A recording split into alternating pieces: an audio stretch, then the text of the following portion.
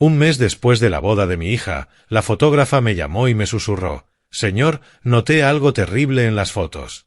Venga de inmediato, solo, y no le diga nada a su hija». Antes de continuar, por favor suscríbete al canal, dale like al vídeo y cuéntanos en los comentarios desde dónde nos escuchas. El teléfono sonó justo cuando me senté con mi café. Era un martes por la mañana, la casa en silencio, los reportes financieros esparcidos sobre mi escritorio. Ese tipo de momento de paz que uno siente que ha ganado después de 40 años construyendo Reynolds Hardware, 3 tiendas en todo Phoenix. Buen negocio, buena vida. Casi no contesto aquel número desconocido. Señor Reynolds, la voz de la mujer temblaba. Habla Caroline Tornon. Fotografié la boda de Jacqueline el mes pasado. Necesito verlo de inmediato, y solo. Por favor, no le diga nada a su hija. Mi mano se tensó alrededor del teléfono. ¿Qué ocurre? No puedo explicarlo por teléfono, pero encontré algo en las fotografías. Algo muy serio. El aire en mi oficina cambió, se volvió más delgado, más pesado. ¿Qué tipo de algo? Mañana por la mañana, a las 9, en mi estudio en el centro. Por favor, señor Reynolds, venga solo. Antes de que pudiera responder, la voz de Wendy estalló desde la cocina. Ven. Te lo dije 3 veces ya. Necesito ese coche. Mi Honda es una vergüenza. Prometiste que se lo pedirías hoy. La risa de Benjamín retumbó desde la sala, con algún programa de televisión sonando de fondo. Estaré allí, dije al teléfono, apenas escuchando mi propia voz. Caroline exhaló. Gracias. Lo siento mucho, señor Reynolds, de verdad lo siento. Colgó. Me quedé inmóvil frente a mi escritorio, con el teléfono aún pegado al oído, mirando el retrato enmarcado en la pared, Jacqueline con su vestido de novia, radiante. Samuel a su lado, impecable en su smoking. Había pasado solo un mes. $65,000 gastados en esa boda. Cada centavo valió la pena para ver feliz a mi hija mayor. Pero algo muy serio en las fotografías. Papá. Wendy apareció en el marco de la puerta, teléfono en una mano, llaves del coche en la otra. ¿Me escuchaste? Necesito dinero para un coche nuevo. El Honda tiene 7 años y es humillante. Miré a mi hija menor, 31 años, viviendo en mi casa desde hacía 4. Temporalmente, dijo cuando volvió tras su divorcio. Benjamin llegó 6 meses después. Sin pagar alquiler. Sin fecha límite. Lo hablaremos después, cariño. Después no, refunfuñó. Tengo que ir al concesionario esta semana. Melissa se compró un Lexus nuevo y yo no puedo seguir apareciendo con esa chatarra. Me giré hacia la pantalla del ordenador. Los números se difuminaron. Papá, ¿me estás escuchando? Después, Wendy. Sopló, molesta, y desapareció. Escuché sus pasos subiendo las escaleras, luego un portazo. Tomé mi café. Ya estaba frío. A través de la ventana de mi oficina, la mañana en Paradise Valley se extendía brillante y despejada. El calor de julio ya comenzaba a sentirse. Todo parecía normal. Pero se sentía mal. El día avanzó a rastras. Intenté concentrarme en informes de inventario, proyecciones trimestrales, nóminas. Mi mente volvía una y otra vez a la voz temblorosa de Caroline. La boda había sido perfecta, ¿o no? Jacqueline resplandecía. Samuel había sido atento. La ceremonia en el jardín botánico, la recepción en ese resort elegante, todo exquisito, cuidado, costoso. ¿Qué podía estar mal en las fotografías? Alrededor del mediodía, Benjamin entró a mi oficina sin tocar. Nunca tocaba. Simplemente entraba como si fuera suya. ¿Qué onda, paps? Wendy dice que te estás poniendo raro con lo del coche. No levanté la vista del ordenador. Dije que lo hablaríamos después. Sí, pero ella está decidida. A lo mejor dale el dinero y ya, mantén la paz. Se apoyó en el marco de la puerta con los brazos cruzados. 38 años, sin empleo. Viviendo del dinero de mi hija, lo que significaba vivir del mío. Benjamin, estoy trabajando. Seguro, seguro. Solo digo, feliz esposa, feliz vida, ¿no? Sonrió y se fue. Feliz esposa. Ni siquiera se había casado con Wendy. 4 años juntos, viviendo en mi casa, sin molestarse en hacerlo oficial, pero sí tenía opiniones sobre cómo debía gastar mi dinero. Me levanté y caminé hasta la ventana. Abajo, la piscina brillaba, sin uso. La casa de huéspedes donde Wendy y Benjamin vivían estaba al fondo de la propiedad. Entrada independiente, cocina completa, 2 habitaciones. La había mandado construir pensando que mis futuros nietos la usarían algún día. No hubo nietos. Solo Wendy y Benjamin. La tarde se deslizó hacia la noche. Calenté pasta que había sobrado y comí solo en la barra de la cocina mientras Benjamin ocupaba mi sala, y Wendy hablaba por videollamada desde arriba, su risa atravesando el techo. A las 7:30, el timbre sonó. Jacqueline estaba en la puerta, impecable como siempre. Blazer a la medida, jeans de diseñador, esa sonrisa que heredó de su madre. Mi hija mayor. Mi hija exitosa. Ejecutiva de marketing. Bonita casa, bueno, apartamento por ahora. Casada con Samuel Faise, banquero de inversiones. Hola, papá. Besó mi mejilla y entró. Estaba por el área y pensé en pasar. Paradise Valley a Scottsdale no era por el área, pero no lo mencioné.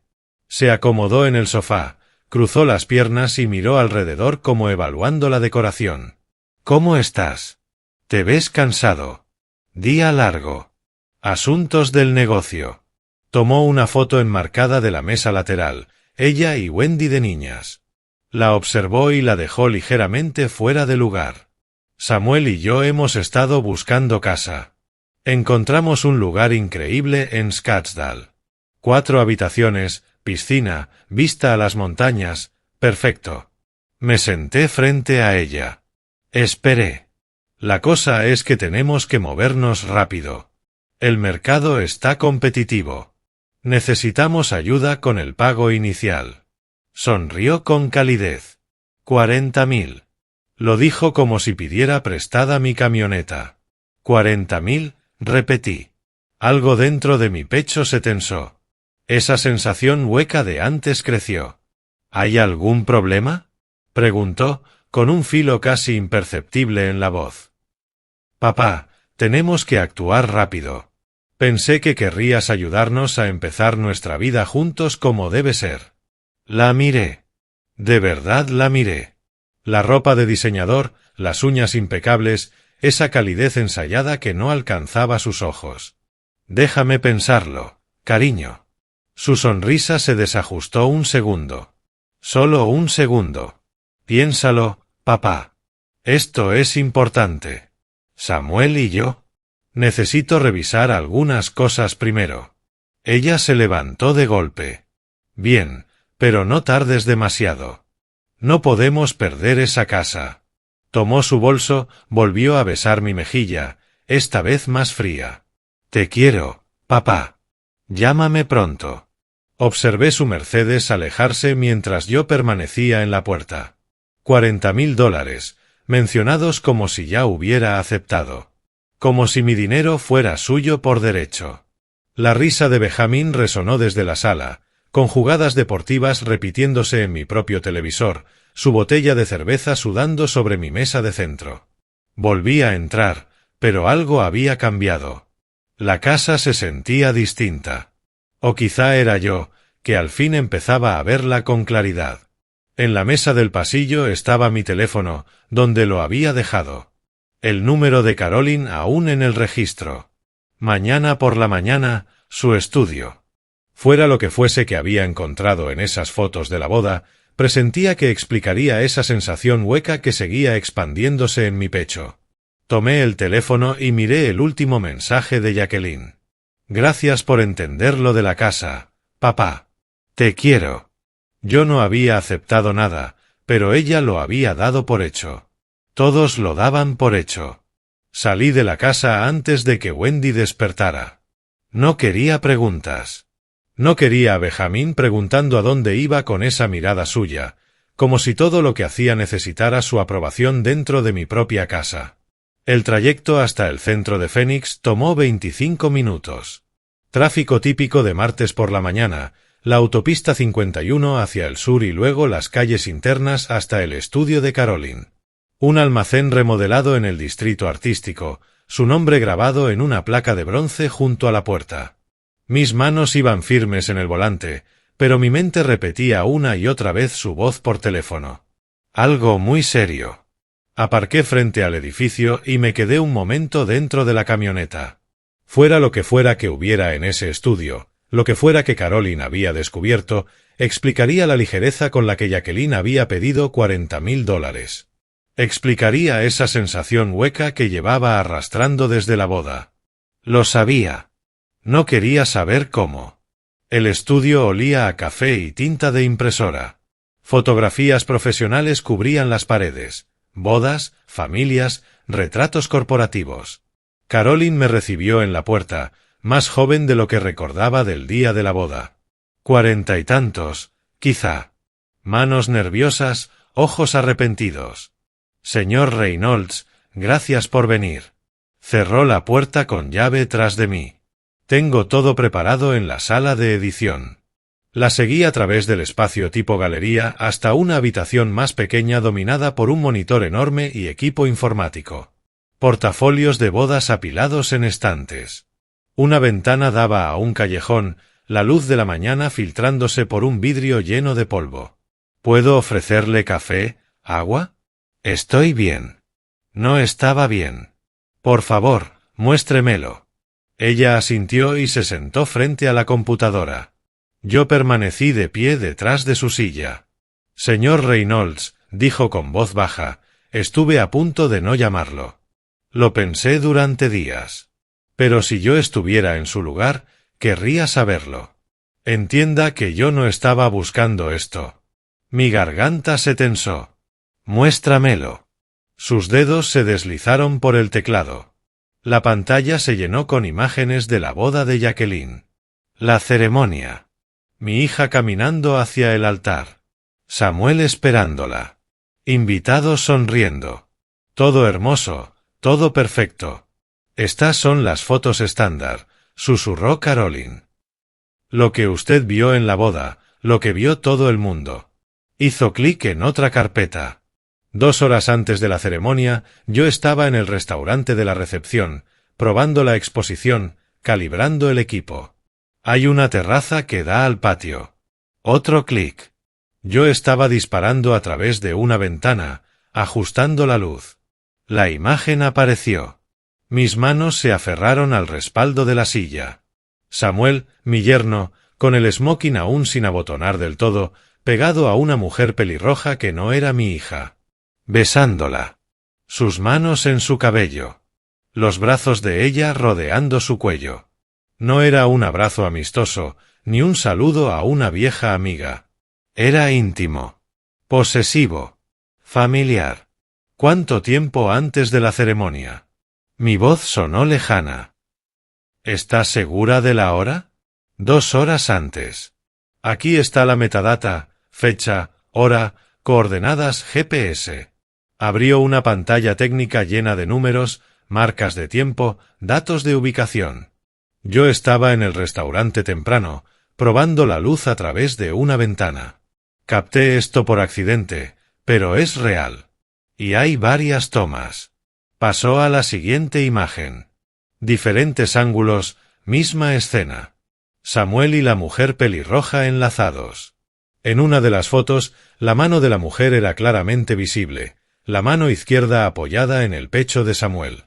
Un anillo de boda. Banda de oro. Diamante. La mujer era casada. Me incliné hacia la pantalla. El anillo. ¿Sabe quién es ella? Caroline negó con la cabeza. No la reconozco de la lista de invitados. Lo siento mucho, señor Reynolds. Mostró otra foto. En esa, el rostro de Samuel aparecía nítido. No había confusión, ni torpeza, ni duda. Solo seguridad. Control. Un hombre que sabía exactamente lo que estaba haciendo. 2 horas antes de casarse con mi hija. Me enderecé despacio. Sentí las rodillas flojas. La habitación se inclinó un instante, luego se estabilizó. ¿Puede probar el momento exacto? ¿Probarlo absolutamente? Sí. Caroline abrió otra ventana y mostró datos técnicos que apenas comprendí. Información de archivo, coordenadas GPS coincidiendo con el lugar de la recepción, marcas de tiempo al segundo. Esto es evidencia de nivel forense, señor Reynolds. Se sostendría en cualquier parte.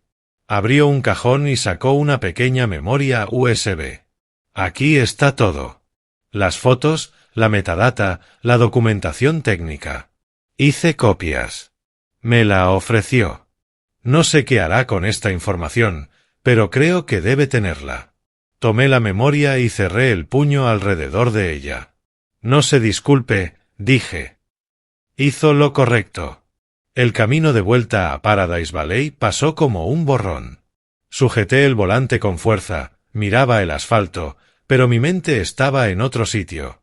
Samuel Faise, banquero de inversiones, pulido, articulado, exitoso, todo lo que había querido para mi hija, besándose con otra mujer 2 horas antes de la boda. Una mujer con anillo de casada. No un error. No un arranque de nervios. Algo calculado. Deliberado. ¿Por qué casarse con Jacqueline, entonces? La pregunta daba vueltas en mi cabeza como un buitre. ¿Por qué celebrar una boda de $65,000 con una mujer a la que traicionabas horas antes del sí acepto? ¿Por qué decir los votos? ¿Por qué sonreír en las fotos? ¿Cuál era el objetivo? Mi camioneta tomó el camino a casa por instinto. Las calles de Paradise Valley, mi vecindario, mi entrada. La memoria USB seguía en mi bolsillo, tan pesada como una piedra. Llegué a mi casa poco después de las 11. La casa parecía igual que cuando salí 2 horas antes. El mismo jardín desértico, la misma luz de seguridad que necesitaba reparación, lo mismo de siempre. Pero yo no era el mismo. Abrí la puerta principal. Benjamin estaba tirado en mi sillón reclinable de cuero, cerveza en mano, algún concurso estridente sonando en volumen alto. No levantó la mirada. «Hey, viejo, tráeme otra cerveza mientras estás ahí». Desde arriba, la voz de Wendy. «Papá, ¿eres tú? Necesito hablar contigo sobre dinero para el spa este fin de semana». Me quedé en la entrada de mi propia casa, la memoria USB en mi bolsillo y algo dentro de mí, algo que llevaba años doblándose, finalmente se rompió. El marido de mi hija engañándola 2 horas antes de la boda. Mi otra hija viviendo en mi casa pidiéndome dinero para un spa. Mi yerno ordenándome que le trajera una cerveza. En mi silla. En mi casa. Cerré la puerta con un clic suave. Ellos pensaban que yo era el mismo hombre que salió por la mañana. Estaban equivocados. Dormir fue imposible. Me quedé en mi oficina pasada la medianoche. La memoria USB de Caroline descansaba sobre el escritorio junto a mi portátil. Cada vez que cerraba los ojos, veía esas fotografías. El rostro de Samuel, seguro, no culpable, no confundido. Seguro. Abrí mi portátil y revisé la hoja de presupuesto de la boda. $65,000 gastados. Local, banquete, fotógrafa, flores, música, todo lo que quisieron. Pero ella había insistido en algo en particular, regalos en efectivo. Nada de lista de boda. Nada de vajillas. Nada de electrodomésticos. Papá, estamos empezando de cero. Necesitamos flexibilidad. El efectivo es más práctico. Había pensado que era madura, sensata. Ahora no sabía que había financiado realmente. Tomé un bloc legal y empecé a escribir números, fechas, detalles que ahora me parecían sospechosos. La lista de invitados había sido de 200 personas, en su mayoría mis socios de negocio, mis amigos, gente que conocía a Jacqueline desde niña.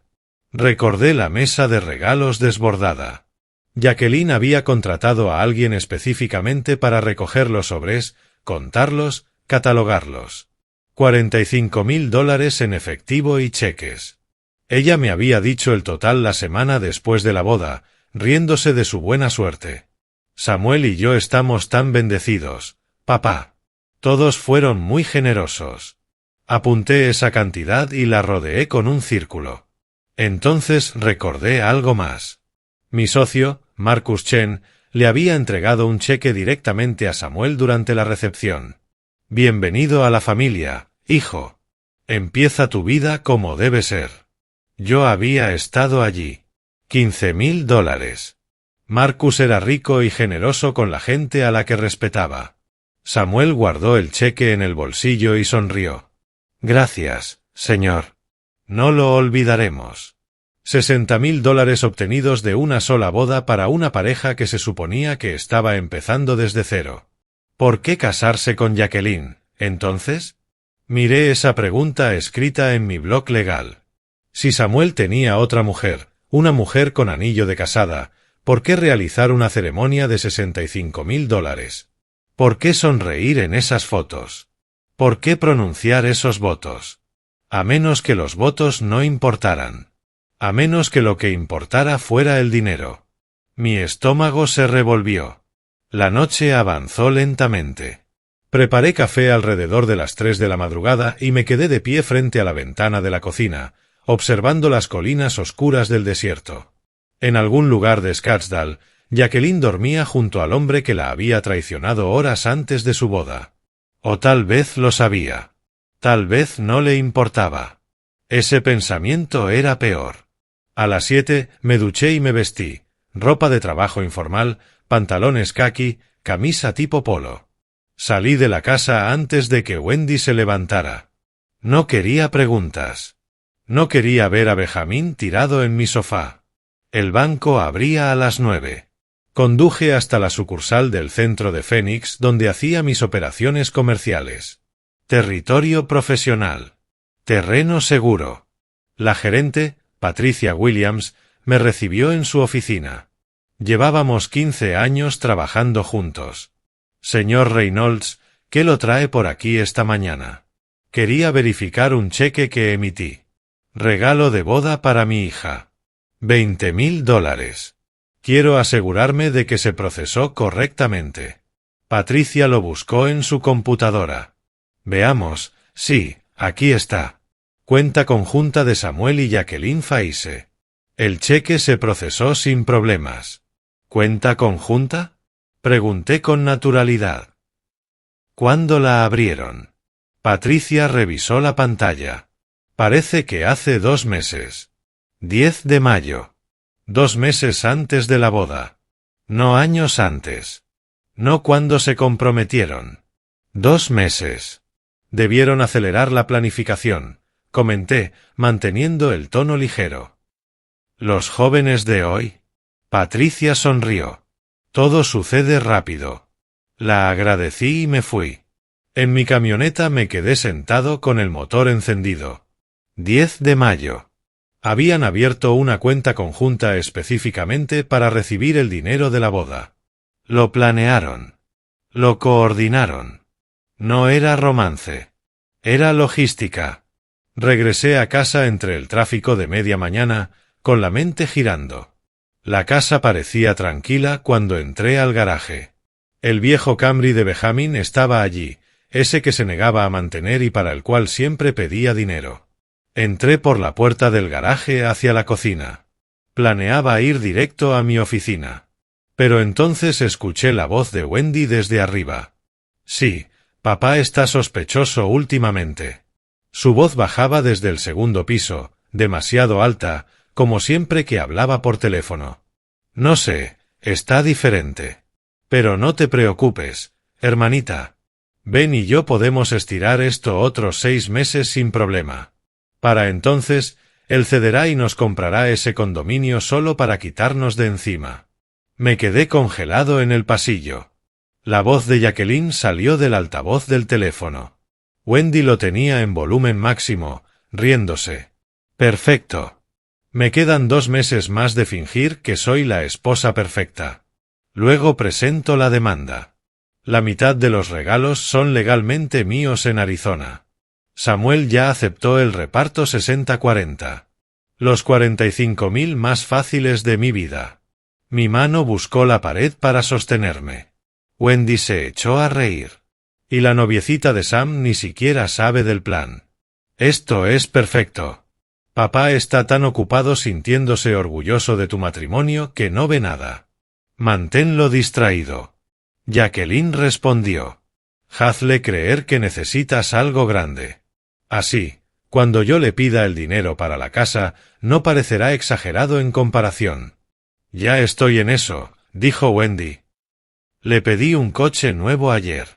Se veía molesto, pero ya cederá. Siempre lo hace. Retrocedí despacio, en silencio, midiendo cada paso hasta llegar a mi oficina. Cerré la puerta y apoyé la espalda contra ella. Mis manos temblaban. 2 hijas.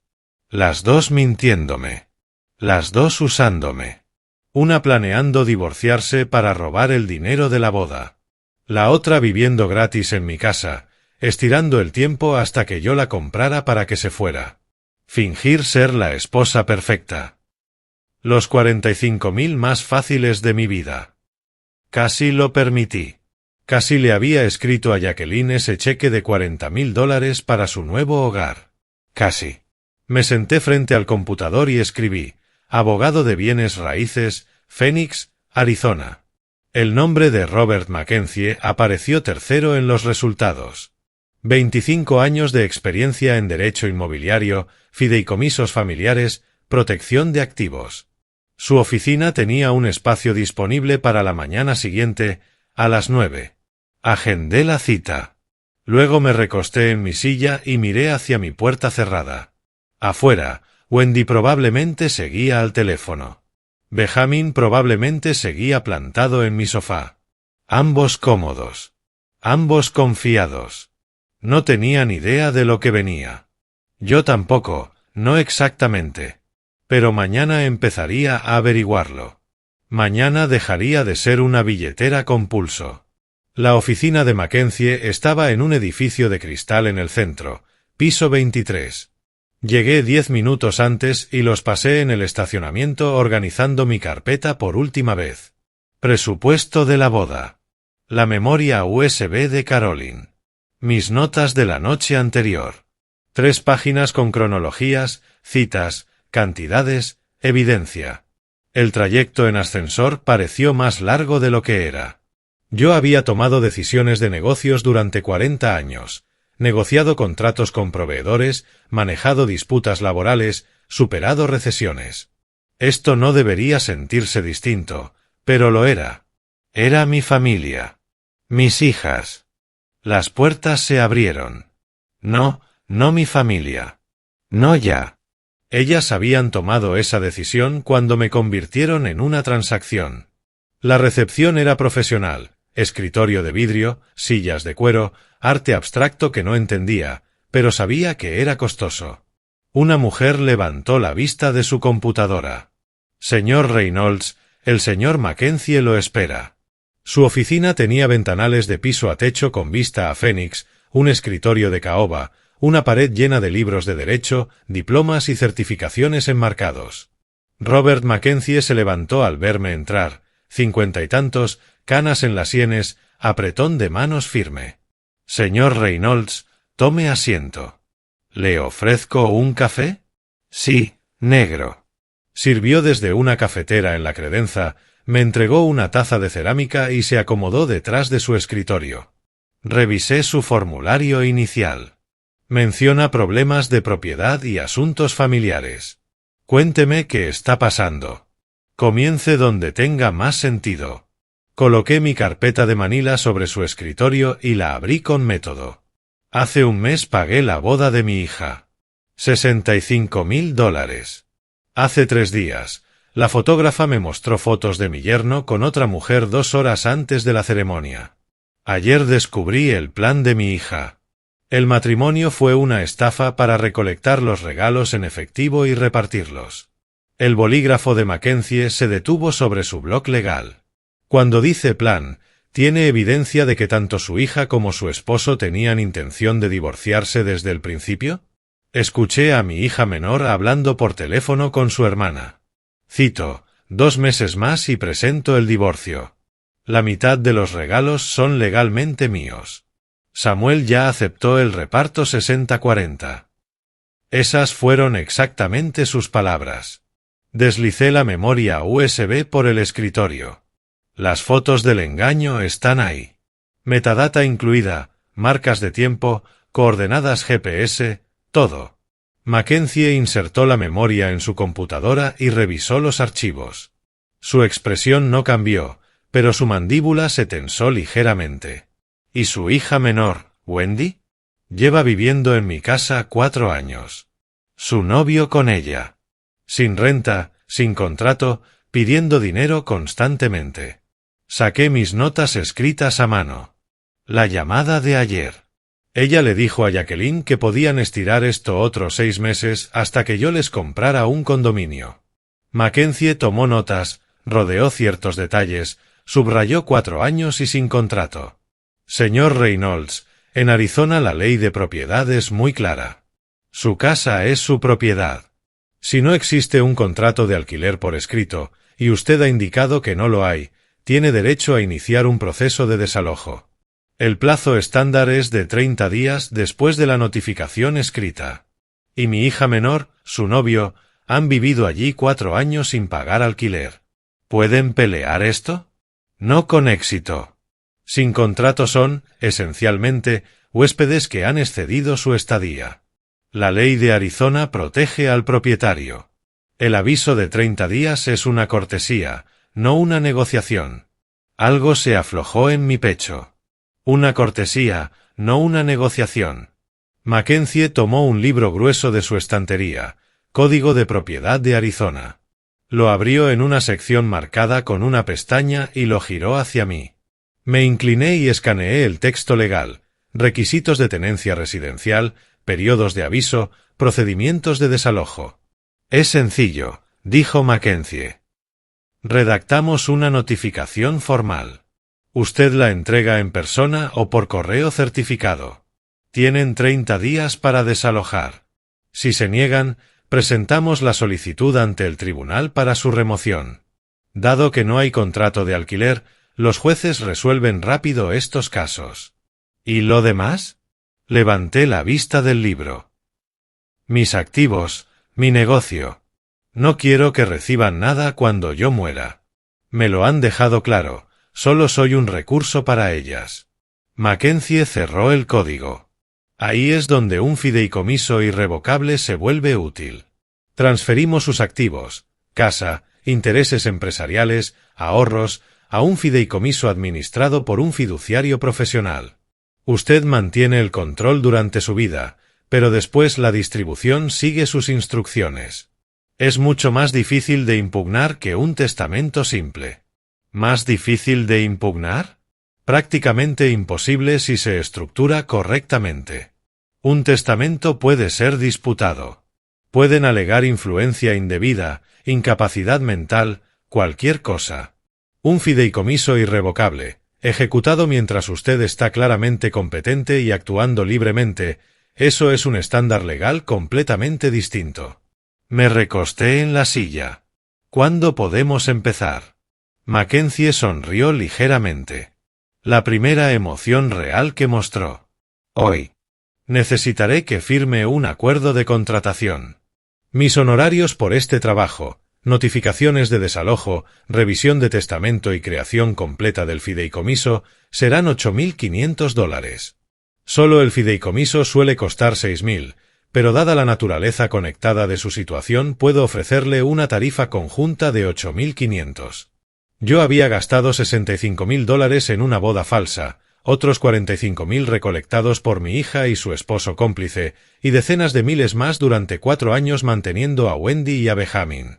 Es aceptable. Mackenzie sacó documentos de su cajón, acuerdo de contratación, estructura de tarifas, cronograma estimado.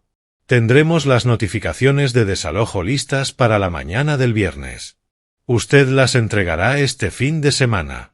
Recomiendo hacerlo personalmente para evitar cualquier disputa sobre la recepción.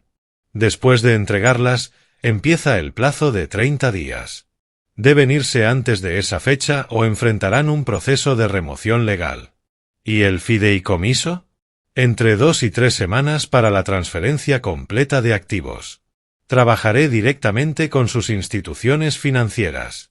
Necesitaremos estados de cuenta actualizados, escrituras de propiedad, documentos de posesión del negocio. Mi asistente legal coordinará todo con usted. Deslizó el contrato hacia mí. Lo leí con cuidado. Años de negocios me habían enseñado eso. Alcance del trabajo, calendario de pagos, plazos, todo lo que Mackenzie había prometido estaba formalizado en lenguaje legal. Firmé con mano firme. Mackenzie contrafirmó, lo fechó y me entregó copias. Señor Reynolds, dijo, debo mencionar que esto probablemente destruirá su relación con sus hijas permanentemente. Una vez entregue esas notificaciones de desalojo, una vez descubran la estructura del fideicomiso, ya no habrá vuelta atrás. Lo sé. ¿Y está preparado para eso? Pensé en la risa de Wendy al teléfono, en la crueldad casual de Jacqueline, en esos 45.000 fueron lo más fácil que he ganado. Ellas destruyeron la relación. Yo solo estoy aceptando la realidad. Mackenzie asintió. Entonces estamos claros. Lo llamaré el viernes por la mañana cuando los documentos estén listos. Nos dimos la mano otra vez, esta vez por más tiempo. Algo pasó entre nosotros, respeto profesional, quizá comprensión. Salí de su oficina con las copias del contrato, el cronograma, la estructura del fideicomiso, todo resumido en documentos legales que significaban una sola cosa: estaba recuperando mi vida. El ascensor hacia abajo fue más rápido que el de subida. La gravedad jugaba a mi favor. En el estacionamiento, me senté en mi camioneta con las copias del contrato en el asiento del copiloto. Procedimientos de desalojo. Resumen de modificación del testamento. Esquema del fideicomiso. Mi teléfono vibró. Un mensaje de Jacqueline. Papá, ¿pensaste en el dinero para el enganche? De verdad necesitamos una respuesta. La casa no va a esperarnos. Miré el mensaje un largo rato. $40.000 para una casa en la que viviría 2 meses antes de presentar el divorcio. Borré el mensaje sin responder. Arranqué la camioneta y me dirigí a casa. Wendy y Benjamin estarían allí, cómodos y confiados, pensando que nada cambiaría. Les quedaban 30 días para disfrutar esa confianza. Yo tenía 30 días para prepararme para la guerra. Los sobres llegaron la mañana del viernes. Dirección de remitente de Mackenzie, papel grueso, sellos oficiales.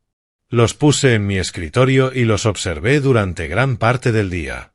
Al anochecer, estaba listo. Escuché a Wendy y Benjamin en la sala. La voz de Benjamin se imponía, emocionada, animada. Otro plan, otra petición.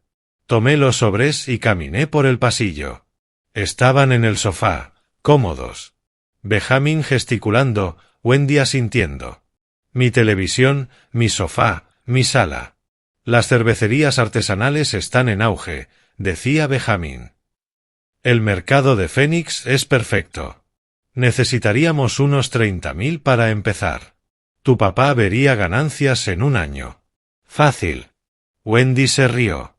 Lo hará. Siempre lo hace. Solo hay que presentarlo como ayuda familiar y firmará el cheque. Entré a la habitación.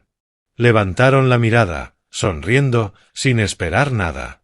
Puse los sobres sobre la mesa de centro, entre ellos. ¿Qué es esto?, preguntó Wendy, tomándolo, confundida. Papá, estábamos hablando de la idea de la cervecería de Ben. Notificación oficial de desalojo. Tienen 30 días para encontrar otra vivienda. Las palabras cayeron como piedras en agua quieta. Ondas de silencio expandiéndose. Wendy abrió su sobre de inmediato y leyó el encabezado. Su rostro perdió color. Benjamin tomó el suyo y lo revisó. ¿Te volviste loco, viejo? Esta es nuestra casa. Esta es mi casa. Y no pueden quedarse aquí. Benjamin se levantó, avanzando hacia mí, puños cerrados, rostro enrojecido. Somos familia. Las lágrimas de Wendy aparecieron justo a tiempo. Papá, ¿qué haces? Soy tu hija. ¿Cómo puedes echarnos? La miré con calma. No han pagado alquiler en 4 años. No me respetan. Me ven como una billetera. Es hora de madurar. Esto es una locura, escupió Benjamin, acercándose aún más, invadiendo mi espacio. Todo el mundo sabrá qué clase de padre eres. Echando a tu propia hija. El aviso es legal. 30 días. Les sugiero que empiecen a empacar. Wendy me agarró del brazo. Papá, por favor. Podemos solucionarlo. Podemos pagar renta. ¿Podemos? Le quité la mano, suave pero firme, y me giré hacia el pasillo. Te vas a arrepentir, dijo Benjamin detrás de mí. No respondí. La voz de Benjamin me siguió. Te vas a arrepentir. Caminé hasta mi oficina, cerré la puerta y la aseguré con un clic que resonó en toda la casa. Detrás de mí estalló el caos. Los lamentos de Wendy, los gritos de Benjamin, muebles arrastrándose. Me senté en mi escritorio y escuché. Su desesperación era música. Pasaron 10 minutos. Los gritos se transformaron en susurros intensos. Luego la voz de Wendy, más aguda. Una llamada telefónica. Acerqué el oído a la puerta. Nos dio papeles de desalojo. 30 días. Pausa. La respuesta de Jacqueline llegó por el altavoz. No distinguí las palabras, pero sí el tono. Calma estratégica. Modo planificación. Bien. Sí, mañana. Trae a Samuel. Lo resolveremos. Más murmullos. Luego la voz de Benjamin, baja pero venenosa. Se va a arrepentir. Volví a mi escritorio y encendí el portátil. Mackenzie había enviado documentos esa tarde. Papeleo del fideicomiso, estrategia de protección de activos. Ellos pensaban que esto era solo por la casa. No sabían que yo estaba protegiendo todo. Mi teléfono vibró. Un mensaje de Jacqueline. Papá, Wendy me llamó. Tenemos que hablar. Mañana iremos con Samuel. Esto ya fue demasiado. Lo leí 2 veces. Se estaban reagrupando, coordinando, listos para lanzar su contraataque. Que vinieran. Abrí el calendario y marqué la fecha. Día 1 de 30. El reloj había comenzado. En la sala, Wendy seguía llorando. Benjamin caminaba de un lado a otro. Escuchaba sus pasos, ida, vuelta, ida, vuelta. 4 años viviendo allí sin aportar un solo dólar. 4 años tratando mi casa como un hotel. 4 años de exigencias, faltas de respeto y expectativas. Les quedaban 30 días para seguir disfrutando. Volví a ver los documentos del fideicomiso de Mackenzie. 2 a 3 semanas para su finalización. Era justo, pero alcanzaba. Para cuando descubrieran el alcance real de lo que había hecho, sería demasiado tarde para detenerlo. Otro mensaje de Jacqueline. Lo vamos a arreglar. No te preocupes. Ese mensaje no era para mí. Era para Wendy. Pero Wendy debía haberle mostrado mi número, porque llegó un tercero. Papá, sé que estás molesto por algo. Hablemos como adultos mañana. Hablar como adultos. La mujer que planeaba divorciarse en 2 meses para robar los regalos de boda quería hablar como adultos. Apagué el teléfono. Mañana vendrían con su actuación. Hija preocupada, yerno conciliador, argumentos razonados, manipulación emocional. Ese documental ya lo había visto. Sabía exactamente cómo terminaba. Afuera, la casa por fin se silenció. Wendy y Benjamin seguramente se habían ido arriba a planear, llorar o beber. Me daba igual. Abrí un cuaderno y comencé a escribir, documentando la noche, sus reacciones, sus amenazas, la agresión de Benjamin, las lágrimas de Wendy, todo lo que Mackenzie podría necesitar si esto terminaba en los tribunales. El bolígrafo avanzaba firme, exacto, sin emociones. En algún punto del cuarto año de su estancia, había dejado de ser padre para convertirme en un cajero automático. Ahora no era ninguna de las dos cosas. Era un propietario ejerciendo su derecho legal, y tenía 29 días para prepararme para lo que viniera. El sábado por la mañana bajé y encontré a Wendy en bata, tirada en el sofá. Papá, su voz era débil, teatral. No puedo levantarme. El corazón me late rápido. El estrés del desalojo, deberías llamar a un médico. Benjamin estaba de pie junto a ella, brazos cruzados, postura protectora, los dos observando mi reacción. Pasé de largo hacia la cocina. Hay medicina para el resfriado en el gabinete, dije sin detenerme. Detrás de mí, silencio. Luego un suspiro frustrado de Wendy. Preparé café y regresé a mi oficina. Cerré la puerta. El domingo por la tarde, Benjamin me encontró en el garaje, bloqueándome el paso con el cuerpo. Sabes lo que dirá la gente, ¿verdad? El tono agresivo, la cara demasiado cerca. Que echaste a tu propia hija. A tu hija embarazada. Wendy no estaba embarazada. Solo otra mentira más. Tus socios, la gente de la iglesia, todos sabrán qué clase de hombre eres. Miré mi reloj. El desalojo es legal. Les quedan 26 días. Muévete. No lo hizo. Nos quedamos quietos. 10 segundos. 20. Su mandíbula rechinando, los puños cerrados. Finalmente, se hizo a un lado. Subí a mi camioneta y manejé hacia una de las tiendas. Pasé allí 3 horas revisando inventario, hablando con gerentes, estando en cualquier sitio menos en casa. Cuando regresé esa noche, había un sobre la encimera de la cocina. Título escrito a mano, propuesta.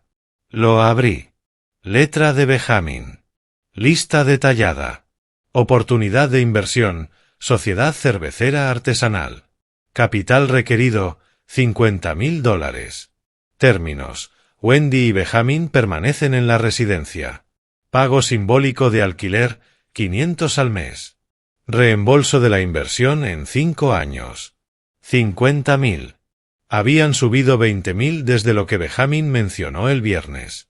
La desesperación infla números. Leí todo. 2 páginas. Proyecciones financieras inventadas. Promesas de ganancias. Garantías de armonía familiar. Al final, esto lo soluciona todo. Nosotros nos quedamos. Tú ganas. La familia permanece unida. Lo doblé y fui al salón, donde me esperaban. Se lo devolví. No. El rostro de Wendy se arrugó. Papá, estamos intentando llegar a un punto medio. No, repetí, y regresé a mi oficina con mi cena. A través de la pared escuché susurros frustrados, acusaciones, incredulidad, platos golpeándose. El lunes y el martes pasaron igual. Wendy alternaba entre lágrimas y silencio. Benjamin rebotaba entre amenazas y negociaciones. Yo mantenía mi rutina: trabajo, casa, oficina, comida solo. Su presencia se volvió ruido de fondo. El miércoles por la noche, Jacqueline llegó. Había llamado esa tarde. Papá, iremos a cenar. Samuel y yo. Tenemos que hablar como familia. No era una petición, era un anuncio. Llegaron a las 6. Jacqueline traía bolsas del supermercado. Hoy cocinamos nosotros. Trabajas demasiado. Samuel sonrió. Apretón de manos firme. Señor Reynolds, espero que no le moleste que vengamos sin avisar. Jacqueline estaba preocupada. La familia debe apoyarse en los momentos difíciles. Tomaron el control de mi cocina. Jacqueline picaba verduras. Samuel ponía la mesa. Wendy bajó de arriba, maquillaje impecable. Nada de su supuesta enfermedad. Benjamin apareció recién duchado, interpretando al adulto razonable. Una intervención cuidadosamente montada. Nos sentamos a la comida que ellos prepararon. Pollo, arroz, ensalada. Buena presentación. Jacqueline sirvió vino. Samuel habló de su trabajo vendiendo autos. Todos actuando con normalidad. Luego Jacqueline cambió de tono. Papá, esta casa debe ser difícil de manejar tú solo. Todas estas habitaciones, el jardín, el mantenimiento. ¿Has pensado en algo más pequeño? Un buen condominio. Corté mi pollo. Mastiqué despacio. Samuel retomó el hilo. El mercado inmobiliario está fuerte. Las casas en Paradise Valley se venden rápido. Podrías obtener un precio excelente. Ayudarías a todos a estar cómodos. Y ahí estaba. Jacqueline tocó un marco de fotos sobre la mesa auxiliar. Lo acomodó. Un gesto territorial. Te ayudaríamos a mudarte, por supuesto. Y con lo que obtuvieras de la venta, sería bonito compartirlo con la familia. Ayudar a Wendy y Ben a empezar. Ayudarnos a Samuel y a mí con el enganche de la casa. Todos ganamos. La casa. Querían el dinero de la venta. No herencia algún día. Ahora. La revelación encajó con una claridad perfecta.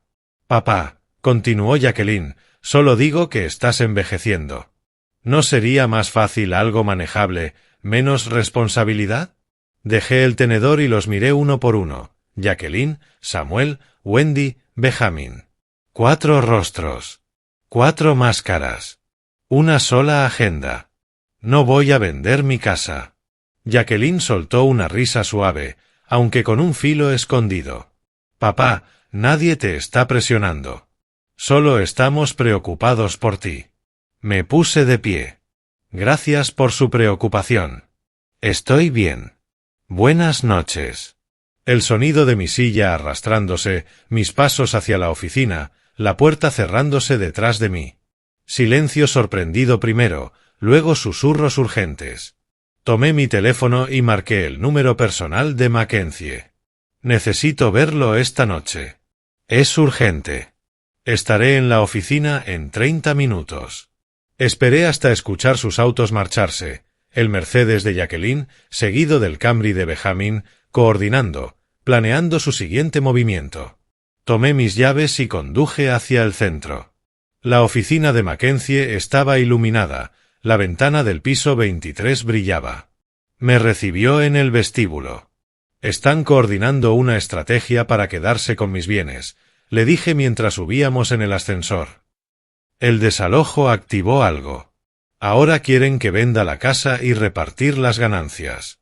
La cena de esta noche fue una misión de reconocimiento. En su oficina, Mackenzie sacó documentos nuevos. Entonces aceleramos la creación del fideicomiso. Todo, la casa, el negocio, los ahorros, se transfieren a una gestión profesional. Usted mantiene control total mientras viva, pero después de su muerte, la distribución sigue exactamente sus instrucciones. No podrán impugnarlo. No podrán manipularlo. ¿Qué tan rápido podemos avanzar? Empiezo el papeleo mañana. Además, cambiaremos inmediatamente los beneficiarios de sus cuentas bancarias. Eliminaremos por completo a sus hijas. $5,000 por la creación del fideicomiso, pero vale cada centavo. Hágalo. Abrió formularios en su computadora, autorizaciones de cambio de beneficiarios, esquemas de estructura del fideicomiso. Firmé todo, firmas electrónicas, testigos, completamente legal. 40 minutos después, salí con copias de todo. El trayecto a casa se sintió distinto, más liviano de alguna manera. Llegué cerca de medianoche. La casa estaba oscura, salvo por la lámpara de la sala. Dentro, Wendy y Benjamin ya se habían ido a dormir. 2 copas de vino vacías en mi mesa de centro. Seguramente pasaron la noche planeando con Jacqueline por altavoz. Que planearan lo que quisieran. Yo tenía en mi maletín copias del fideicomiso. Mackenzie comenzaría las transferencias a la mañana siguiente. En 3 semanas, todo lo que había construido estaría protegido. Mi teléfono mostraba 3 llamadas perdidas de Jacqueline. Sin mensajes. Sabía que algo había cambiado esa noche. Quizás sintió que en la cena habían revelado demasiado. Pensé en su actuación. El papel diplomático de Samuel. La insinuación de Jacqueline sobre vender la casa. Todos ganamos. Todos excepto yo. Subestimaron a la persona equivocada. Creyeron que era un anciano débil que podían manipular para rendirse y entregarles mi vida entera. Había terminado de ser débil. Quedaban 26 días para que Wendy y Benjamin se marcharan.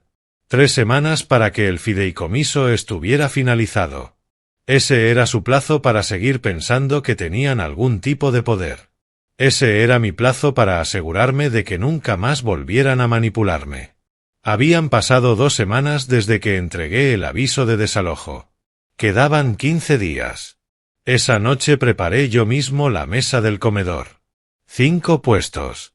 La vajilla fina que no usaba desde que mis hijas eran niñas. Servilletas de tela, vasos de agua.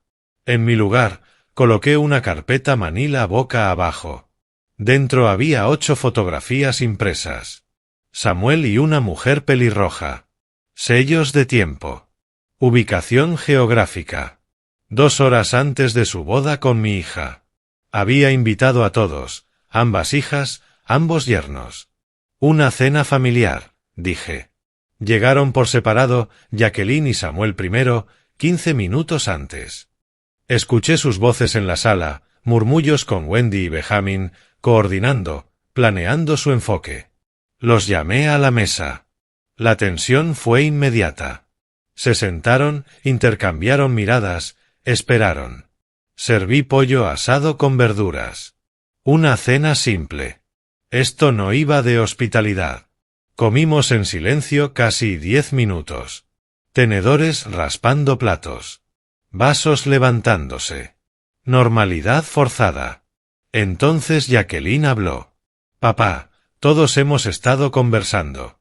La situación con Wendy es estresante para todos. Quizás sea momento de simplificar, la casa, el negocio. Es mucho para una sola persona. Samuel asintió, apoyándola.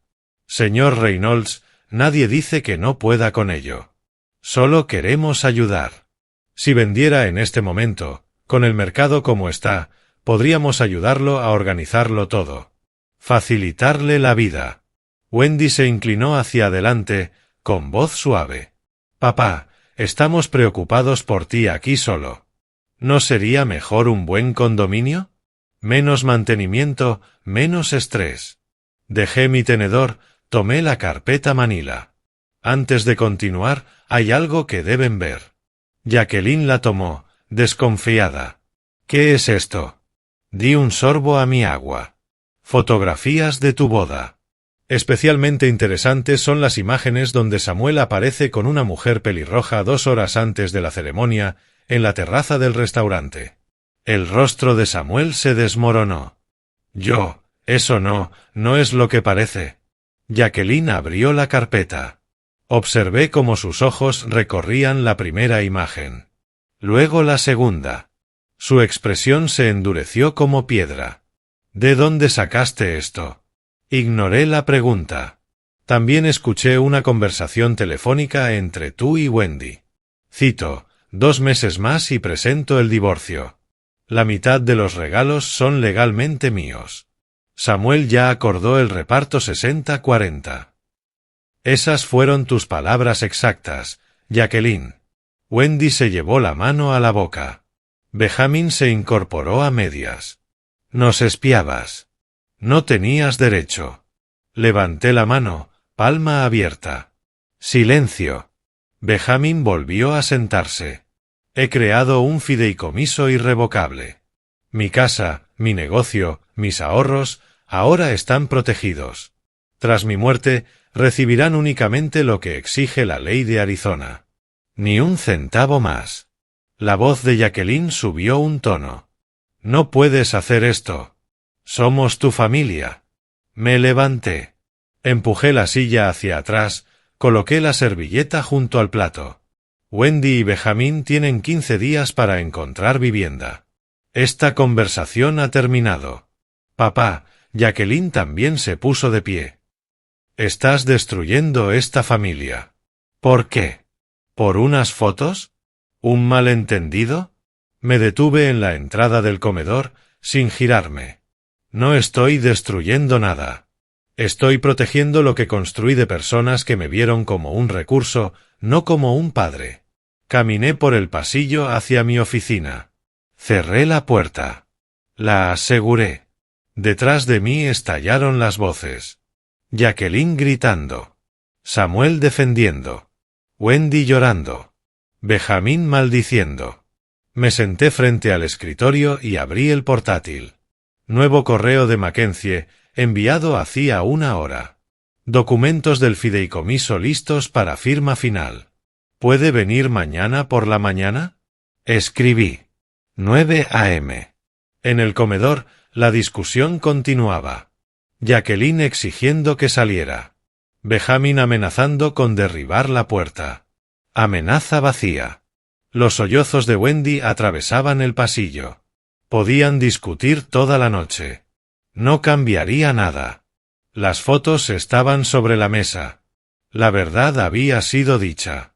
El fideicomiso estaba a punto de completarse. Quedaban 15 días para que Wendy y Benjamín abandonaran mi casa. El tiempo que tomara para que el matrimonio fraudulento de Jacqueline y Samuel se desmoronara por sí solo. Había pasado 2 semanas viendo cómo manipulaban, conspiraban, coordinaban. Cómo trataban mi casa como su patio de juegos y mi dinero como su propiedad. Ahora sabían que yo también había estado observando. Y que ya había ganado. A las 9 de la mañana siguiente, en la oficina de Mackenzie, ya estaba presente Jennifer Chan, una especialista en planificación patrimonial que él había traído para finalizar el fideicomiso. Señor Reynolds, me estrechó la mano. Un placer. Profesional. Eficiente. Más de 50 documentos desplegados sobre la mesa de conferencias como una fortaleza legal. Todo está listo para su firma. Me senté y comencé a firmar página por página. Iniciales aquí, firma completa allá. Transferencia de la residencia principal, cuentas bancarias, portafolios de inversión, todo moviéndose a la estructura del fideicomiso irrevocable. Su casa pasa a administración del fideicomiso, explicó Jennifer.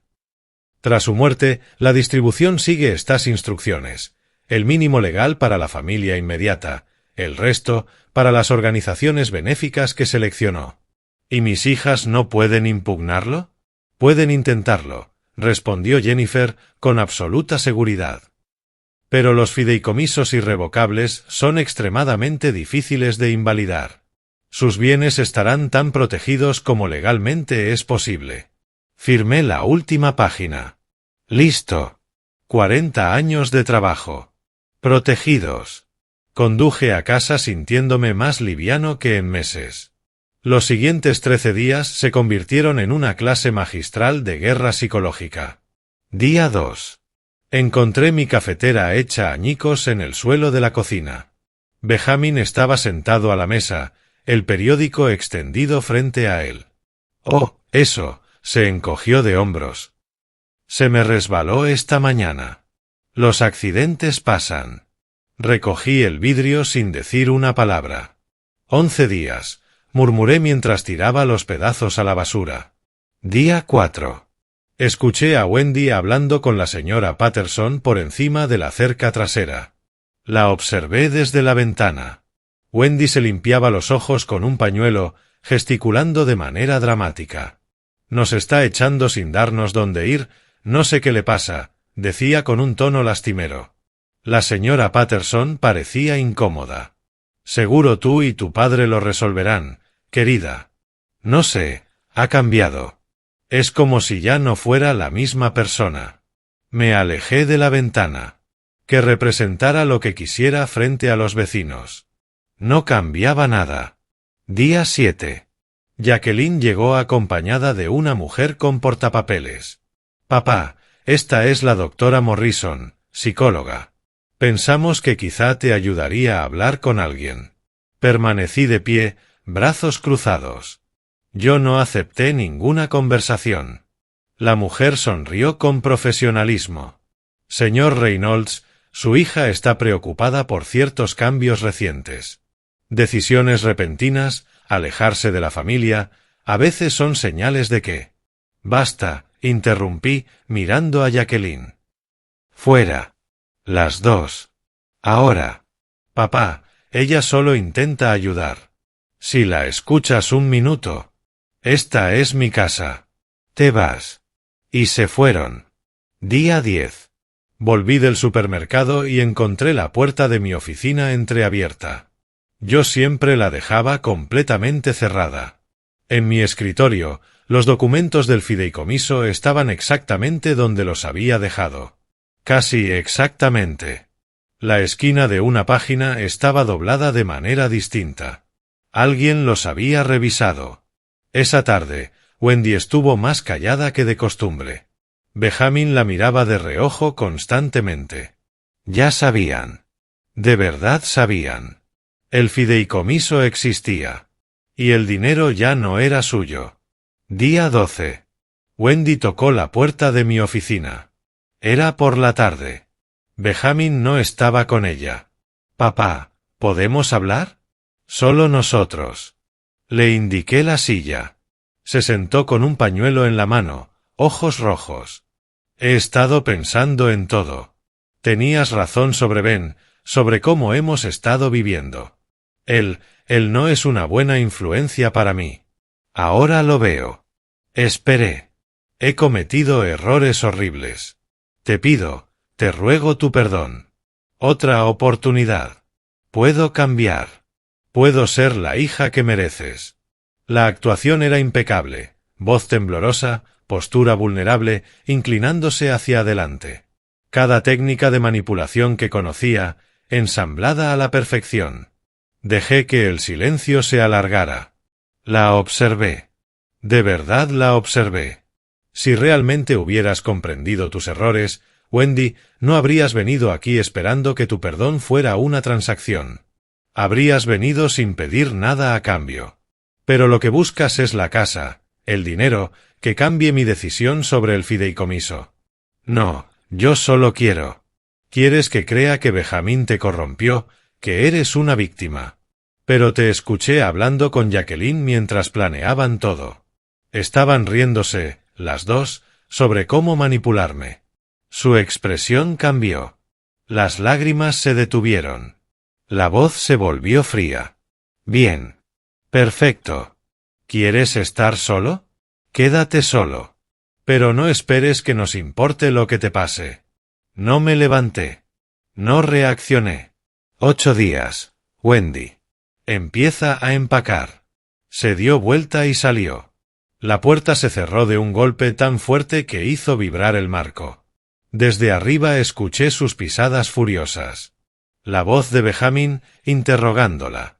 Luego la respuesta airada de Wendy, las palabras incomprensibles pero el tono claro, le decía que no había funcionado, que yo no cedería, que tendrían que buscar un apartamento. La realidad empezaba a romper la fantasía. Abrí mi calendario. 8 días para la fecha de desalojo. Mackenzie ya había coordinado con el sheriff por si se negaban a salir voluntariamente. Mi teléfono mostró un mensaje de Jacqueline. Espero que estés feliz. Has destruido a esta familia. Lo eliminé sin responder. El documento del fideicomiso descansaba en mi cajón, firmado, notarizado, archivado. Cada bien que me tomó 40 años construir, protegido. La casa, mía. El negocio, seguro. Mi testamento, finalmente reflejando mis decisiones, no sus expectativas. 8 días más de su presencia. 8 días más de guerra psicológica. Y luego silencio. Espacio. Paz. Por primera vez en 4 años, recuperaría mi casa. Por primera vez en meses, recuperaría mi vida. El día 30. A las 10 de la mañana estacioné en mi entrada. El vehículo del sheriff llegó 30 segundos después. El coche de Mackenzie detrás. Lo habíamos coordinado, oficial, legal, sin margen para discusiones. El agente Martínez bajó de su patrulla. 40 y tantos años, profesional, con experiencia. Ya habíamos hablado por teléfono 2 veces. Conocía la situación. Señor Reynolds, me estrechó la mano. Vamos a resolver esto. Mackenzie se unió, maletín en mano. Todo está en regla. El aviso de desalojo se entregó adecuadamente. Los 30 días han pasado. Ahora están oficialmente en condición de intrusos. Caminamos juntos hacia la puerta principal. Mi casa. Mi propiedad. Pero aún así llamé. 3 golpes firmes. Silencio. Luego la voz de Benjamin, amortiguada. Lárguense. No pueden hacer esto. Martínez dio un paso adelante, mano apoyada en su cinturón. Señor, soy el agente Martínez de la oficina del sheriff del condado de Maricopa. Estoy aquí para ejecutar una orden legal de desalojo. Abra la puerta ahora o tendré que abrirla yo mismo. Eso se convierte en allanamiento criminal. Su decisión. Una larga pausa. Susurros tensos al otro lado. La puerta se entreabrió. El rostro de Wendy apareció. Ojos rojos. Expresión desafiante, intentando ocultar el pánico. Martínez empujó la puerta con firmeza profesional. Entró. Mackenzie y yo detrás. La sala parecía una zona de guerra. Ropa tirada por todas partes, cajas de pizza apiladas, latas de cerveza. Caos. Y nada empacado. No estaban planeando irse, ¿verdad? Comentó Martínez, recorriendo el lugar con la mirada. Bien. Tienen 2 horas para recoger sus pertenencias personales. Eso significa ropa, objetos personales. Nada de muebles ni enseres. El reloj empieza ahora. ¿2 horas? La voz de Wendy se quebró en un chillido. No tenemos tiempo. Han tenido 30 días, señorita. 2 horas es generoso. Benjamin apareció desde la cocina, sin afeitar, furioso. Esto es una locura. Tenemos derechos. La voz de Mackenzie cortó el aire como un bisturí. Usted no tiene ningún derecho sobre esta propiedad. No hay contrato de alquiler, ni acuerdo, ni titularidad. Este es el último día. Benjamin me miró fijamente. ¿De verdad estás haciendo esto? ¿A tu propia hija? No respondí. No tenía que hacerlo. Martínez revisó su teléfono. Las 2 horas comienzan ahora. El caos que siguió fue casi coreográfico. Wendy metiendo ropa a la carrera dentro de bolsas de basura, llorando intermitentemente. Benjamin arrojando cosas en una mochila con movimientos tensos, murmurando insultos. Después de todo lo que hicimos por él, dijo Benjamin en voz lo suficientemente alta para que lo oyera. Viviendo solo en este caserón como un avaro. La voz de Martínez se volvió más afilada. Señor, esta es la propiedad del señor Reynolds. Le sugiero concentrarse en empacar y guardarse los comentarios. Me quedé en el umbral, observando. Sin ayudar. Sin hablar. Solo presenciando cómo desmontaban, pieza por pieza, su estancia no autorizada. Wendy intentó buscar mi mirada varias veces. Seguía usando el mismo manual de manipulación, pero yo ya lo conocía de memoria. No iba a caer. Tras 2 horas exactas, llevaron las últimas bolsas hasta su coche. Un sedán viejo, abollado, ya reflejando la situación económica que se avecinaba. En el coche, Wendy se giró. Su último intento. Te vas a arrepentir. Cuando estés solo y necesites ayuda, no vengas llorando a nosotras. Le sostuve la mirada, calmado, seguro. No lo haré. Se marcharon. El coche de Wendy desapareció calle abajo, llevándose con él su presencia, sus exigencias y años de manipulación. Me quedé de pie en el umbral de mi puerta. Mi casa. Por primera vez en 4 años, verdaderamente mía. Martínez me entregó unos documentos. Ya están oficialmente fuera. Si regresan sin permiso, llame de inmediato. Eso sería allanamiento criminal. Gracias, agente. Mackenzie me estrechó la mano. Bien hecho, Horus. La mayoría de las personas se rinden antes de llegar a este punto. Usted se mantuvo firme. Cuando se fueron, recorrí la casa lentamente. La sala donde Benjamin se desplomaba cada día. La cocina donde Wendy exigía dinero. La planta alta, donde habían ocupado la habitación de huéspedes como si fueran realeza permanente. Vacía ahora. Todo. Mío. Esa noche, sonó mi teléfono. Jacqueline. Pensé en no contestar, pero la curiosidad ganó. ¿Sí? Espero que esté satisfecho. Su voz era puro hielo. Destruiste a esta familia. Todo lo que teníamos. ¿Valió la pena? Miré la foto familiar en el estante. Una imagen antigua, otra época, otras personas. Yo no destruí a la familia, Jacqueline. Solo dejé de permitir que me destruyera a mí. Silencio. Luego su voz se quebró apenas. Has cambiado. Ya no sé quién eres. Soy el mismo. Solo dejé de fingir que no veía cómo me usaban. Ya veremos cuánto dura solo. Nos vas a necesitar tarde o temprano. Colgó. Dejé el teléfono sobre la mesa. 3 días después, vibró con un mensaje de un número desconocido. Samuel. Lo leí de pie en mi cocina.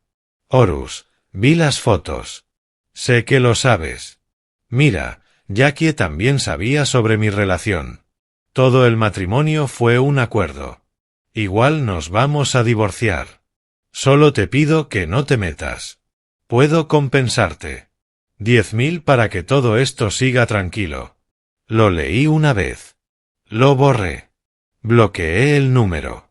Jacqueline había sabido del engaño desde el principio. Todo el matrimonio había sido una estafa conjunta. Orquestado entre ellos, cobrando dinero y planeando dividirlo. Y ahora Samuel quería pagarme para que guardara silencio. $10.000 para permitir que su divorcio fraudulento avanzara sin obstáculos. Miré mi sala, los muebles que yo había elegido, el silencio que había recuperado, el espacio que por fin era mío otra vez.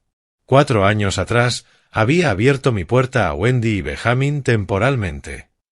Les había permitido adueñarse de mi casa, mi paz y mi vida. Había pagado una boda que resultó ser una transacción comercial. Había firmado cheques que financiaron estafas. Creí que ayudaba a mi familia, cuando en realidad estaba financiando mi propia explotación. Ahora la casa estaba vacía, salvo por mí. Wendy y Benjamin, fuera. Jacqueline, sin contacto. Samuel, enviando sobornos desesperados que jamás respondería.